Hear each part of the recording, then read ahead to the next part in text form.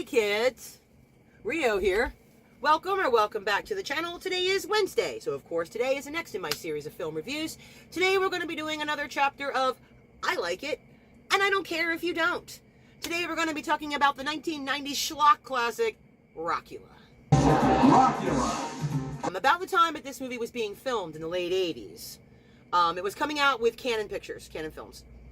But what was happening at the time was that both Canon Films and New World Pictures were both kind of on the brink of bankruptcy. And a lot of films that went into production at that time really got the shaft. They either got deep-sixed entirely or tossed directly to VHS, never to be seen again. This happened to a lot of movies and a lot of filmmakers at the time that were working with these distributors. Now, fortunately, New World Pictures bought themselves a little more time with a movie called Warlock. But Canon, Rockula only opened in a couple of theaters. Really didn't do great. They dumped it onto VHS and sometime late in 1990, and that was it. It was gone.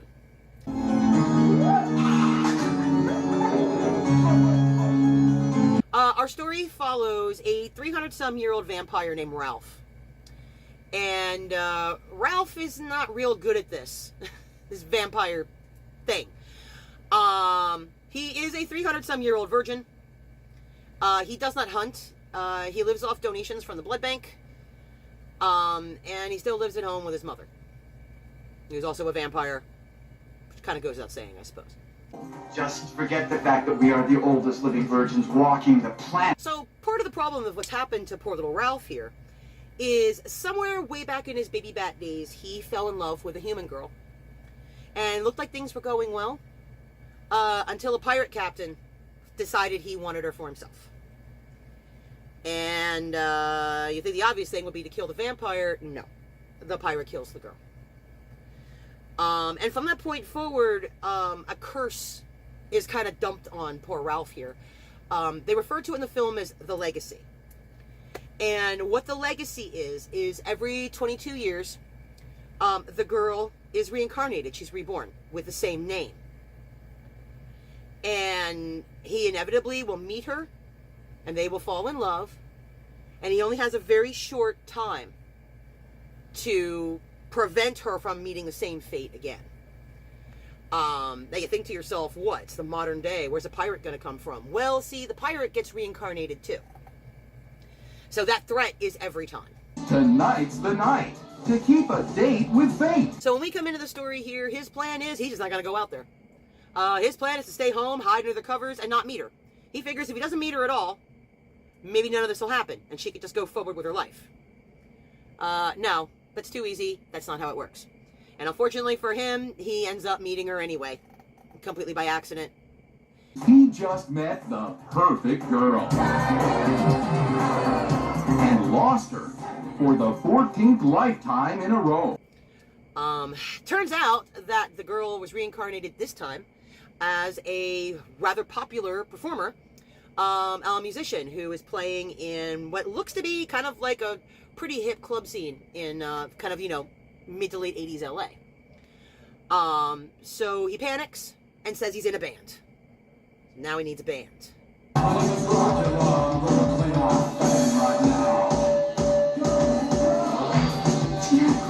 Hanging out with his buddies in some after-hours bar, he decides these are the people he's going to recruit. And so now they put together their band, which, of course, is called Rockula, because why wouldn't it be? Because playing up the kitsch, like a costume act, like he's not really a vampire, and they're just going to go with it. I don't think I'm a vampire. I really am a vampire. Remember what I said about the pirate? Yeah, so Mona, which is the girl, Mona has a manager called Stanley.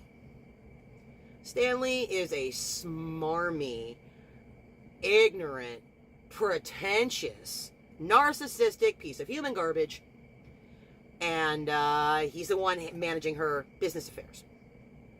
Now, he, of course, seemed to think that Mona should be with him. No, that was never the case, but he's going to try anyway. And then, of course, when he finds out about our boy Ralph, yeah. Have you ever seen one of these before? 18th century, right? See, Stanley is the reincarnation of the pirate, and it's his psychic, Madame Benoit, who informs him of this. And so now, action must be taken. You always die on Halloween night of your 22nd year. See, it turns out Stanley, in his day job, runs a mortuary. And so he makes his real money selling coffins and whatnot. And his big plan is not to kill Mona, but to cryogenically freeze her. This would prevent her from reincarnating, because she wouldn't have actually died. And so, yes, Ralph would lose her forever. It's their one last chance. I love you. You love me. If you don't listen to me, you're gonna die. Please keep in mind that everything I'm about to tell you are all things that have happened since Rockula. This is a baby project, and I love that about it. Okay, so the film was directed by Luca Bercovici. It's the only time I'm going to say it. He was the director on the film Ghoulies, if you've ever seen Ghoulies. Was later a producer on a whole lot of things through his company, Blue Danube Films.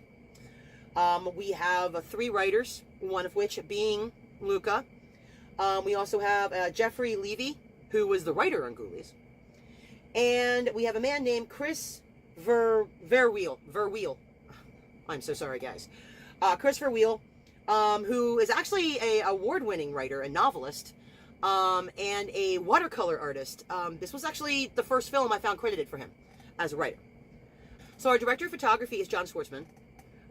He worked on Armageddon, was nominated for an Oscar for his work on Pearl Harbor, and actually won an Oscar for his work on Seabiscuit. Apropos of nothing, he's also the stepson of Talia Rose Coppola. Yeah, the daughter of Francis Ford Coppola.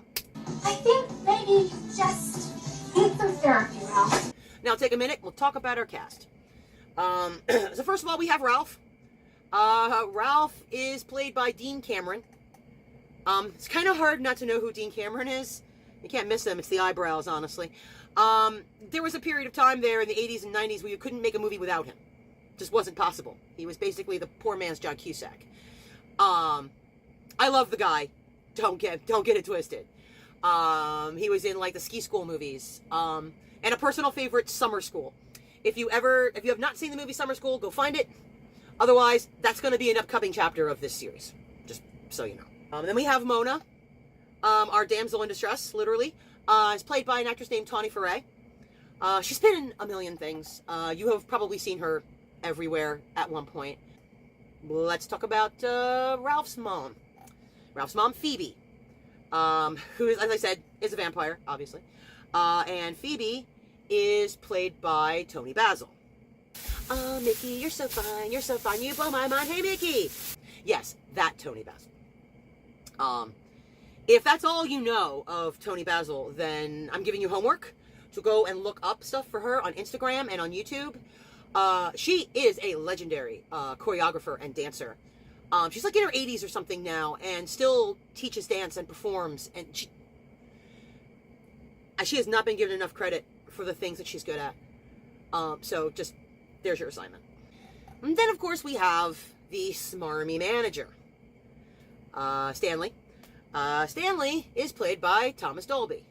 She blinded me with science! Yes, that Thomas Dolby.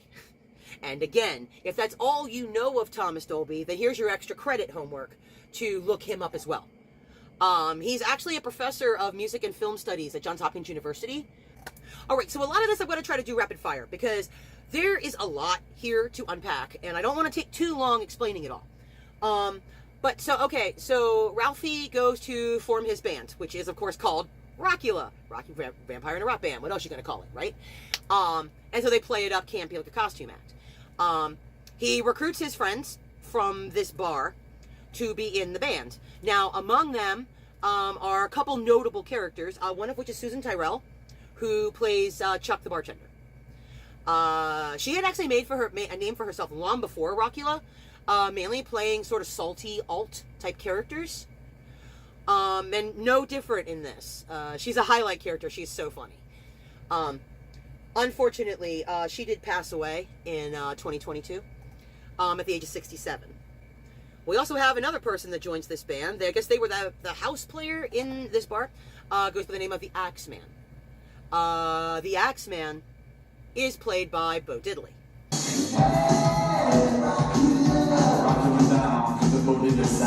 Bo Diddley is one of the founding fathers of rock and roll. Legendary blues guitarist. He is. There's actually a reference in the soundtrack of this song about, rocking to the Bo Diddley sound. You have heard the Bo Diddley beat. The Bo Diddley beat is the standard bass back drum of every rock song ever made. Okay? Give you some examples just to make it easier on you. Have you ever heard Not Fade Away? Faith by George Michael. That is the Bo Diddley sound. You're welcome. Unfortunately, Bo Diddley has also passed away. He passed away at the age of 80 in 2008.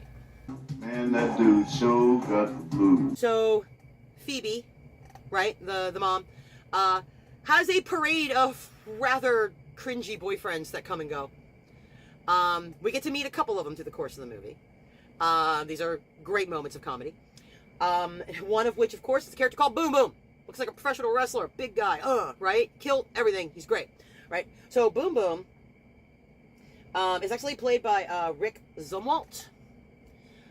You've seen him. He plays the big guy in a lot of movies, including Over the Top, The Presidio, and what was the other one? Batman Returns. He's a strong guy actor. He's one of those characters. He's really funny in this. He's so good. Unfortunately, again, he has also passed away.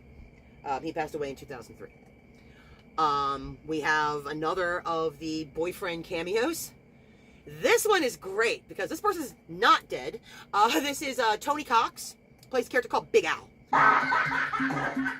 And Tony Cox is a little person actor, which you would have seen him in a million things and maybe not realized it. Of course, he was in things like Willow and whatnot, where you would have had a lot of little person actors. He was the preacher in Beetlejuice. The little character that pops out, when he's going to marry Lydia. That's him in there.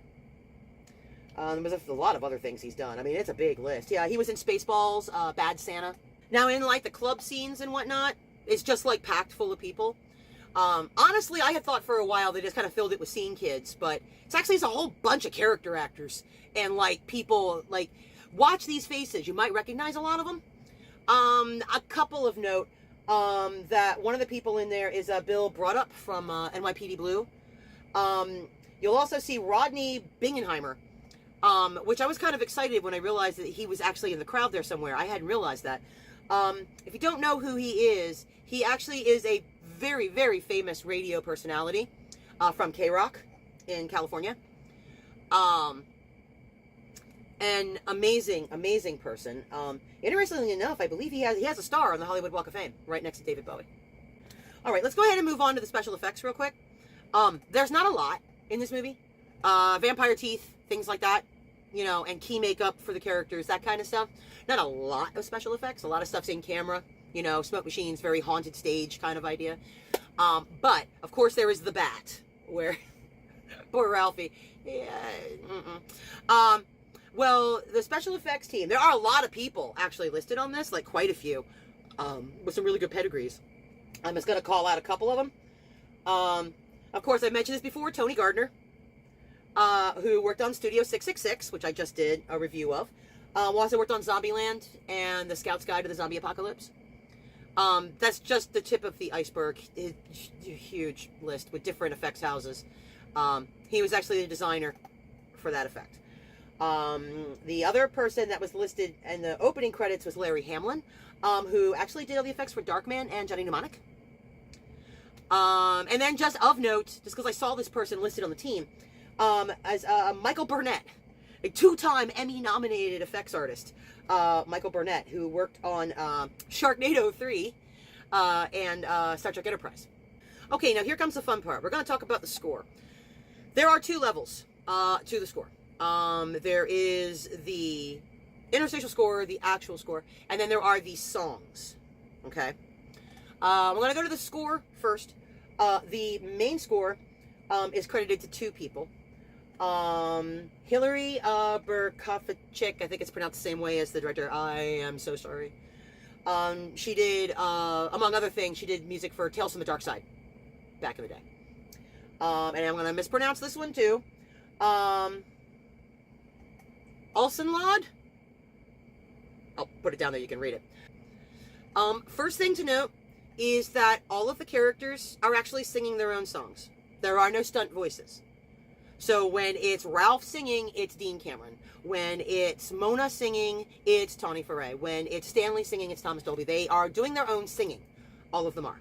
Okay? That's the first thing. The second thing is that all the music was written collaboratively. So there's a lot of combinations on the soundtrack of who wrote what. Hillary was involved in a lot of these songs, but then there were other people that came in. Jeffrey Levy, the one film writer, was actually part of writing some of the songs. Along with, and I found these kind of interesting, so we have a guy named Mark David Decker, was a child prodigy in music. He currently has a master's degree in music and teaches elementary school kids. But has had an amazing career. Has toured with or opened for a zillion known bands. This guy is a knows his crap kind of guy. Then we also have the one song specifically. This one off. It was the only one this guy worked on. Russell Clark is a choreographer who was actually nominated in 1986 for MTV Awards for his choreography in a Pat Benatar video and a Morris Day video. Unfortunately, this is another one where the man has passed away. He passed away in 2002. Unfortunately, when you're doing a movie this old, this movie's 35 years old. This will unfortunately be a reality. And then one other kind of interesting one that I wanted to mention too, is there was a song that was credited to somebody called Jim Walker. And I looked up who that was. Jim Walker is also known professionally as Dr. Daddy-O. And Dr. Daddy-O is another very famous radio personality from an AM station in Denver that he actually bought in 1989 and actually became the first African-American to actually own an independent radio station. There is an appearance by a group called The Visiting Kids. Okay, and it's literally children. It's 3 children, and an adult. And the adult is Nancy Ferguson. Nancy Ferguson and these 3 little girls are the visiting kids. And I always kind of wondered if that was just created for the movie. It was not. The Visiting Kids is actually a subset of Devo. We all know what Devo is, right? It's a subset of Devo. It was actually created by Mark Mothersbaugh. And interestingly enough, one of the performers in it, Alexandra Mothersbaugh, is actually his niece. It's the daughter of his brother, Robert Mothersbaugh. Nancy Ferguson is his now ex-wife. Or that is to say, Mark Mothersbaugh's ex-wife. And this was it was an art project that's kind of now defunct. But it's kind of fascinating. I looked up some information on it. There is actually a singular EP that went through 1 printing. It's considered an ultimate rarity if you can find it. Which, interestingly enough, was produced by Bob Cascal from Devo. A love story that rocks like a bat out of hell. Rockula. So, kids, listen. You hear all of this trivia, right? You hear all of this pedigree, all of this stuff that's attached to this movie, right? You hear this, right? This is a selling point for this movie. For a lot of these people, the composers, the actors, a lot of these people, this was a baby project. And so many of them went on to do so much amazing stuff in the years that followed. When you realize that adds a whole nother level to watching this movie. Okay, that's my argument. But hey, that's going to be it for me for this week. I'll put some links down here in the description where you can find places to stream Rockula. I do believe Shout Factory released a restoration of it on Blu-ray. So maybe you could check there and see if they still have it. But yeah, I think that'll do it for me. I'll put all the links down there, and there's a button over here where you could subscribe and get all my new stuff as it comes up. So, all right, that's it.